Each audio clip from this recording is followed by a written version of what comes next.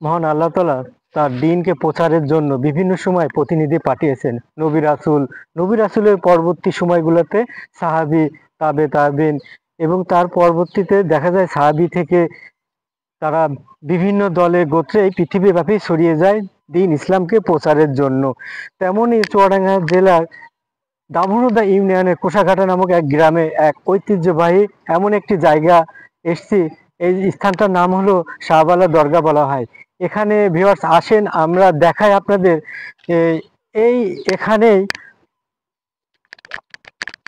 তেমনই এই যে এই স্থানটা আমরা দেখাই ভিউয়ার্স, এই স্থানটা ছিল শতবর্ষীয়। আসলে অ্যাকচুয়ালি বলা যাবে না যে কত বছর বয়সী একটা স্থাপনা ছিল, একটা কবর বা একটা মাজার মতো ছিল। এখানে পরবর্তীতে অনেকে সংস্কার করছে, কিন্তু এর পূর্বে এরকম ছিল না। এখানেই হয়তোবা আল্লাহর ওলিরা শায়িত আছেন। তাদের ভিতরে কিন্তু আল্লাহ প্রদত্ত একটা আধ্যাত্মিক একটা ক্ষমতা ছিল।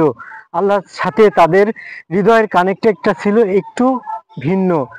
এই সমস্ত আল্লাহর ওলিদের এই দরগাতে আমরা ছোটবেলায় দেখছি যে আল্লাহকে রাজি খুশি করার জন্য তারা কি করত। এমনি সাধারণ মানুষ কি করত, আল্লাহকে রাজি খুশি করার জন্য নিয়ত করত। আল্লাহর রহমতে, বিশেষ রহমতে কিন্তু এই নিয়তগুলা পূরণ হতো। সাধারণ মানুষের নেক নিয়তগুলা আল্লাহর রহমতে পূরণ হয়ে যেত। তাতে থেকেই বোঝা যায় যে আল্লাহর ওলিদের একটা বিশেষ একটা ক্ষমতা বা আল্লাহ তাআলা তাদের ভিতরে দিয়েছিলেন। এখন কালের বিবর্তনে এই স্থানটা কিন্তু একটা ধ্বংসস্তূপে পরিণত হয়েছে।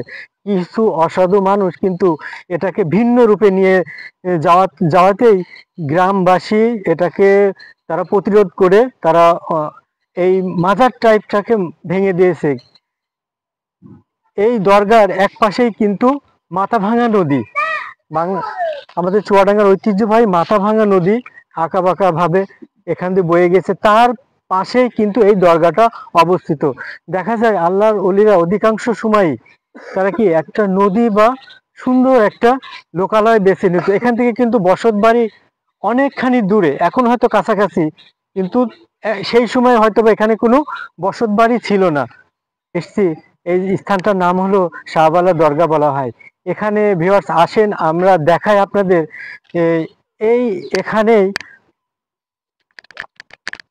তেমনই এই যে এই স্থানটা আমরা দেখাই ভিউয়ার্স, এই স্থানটা ছিল শতবর্ষীয়। আসলে অ্যাকচুয়ালি বলা যাবে না যে কত বছর বয়সী একটা স্থাপনা ছিল, একটা কবর বা একটা মাজার মতো ছিল। এখানে পরবর্তীতে অনেকে সংস্কার করছে, কিন্তু এর পূর্বে এরকম ছিল না।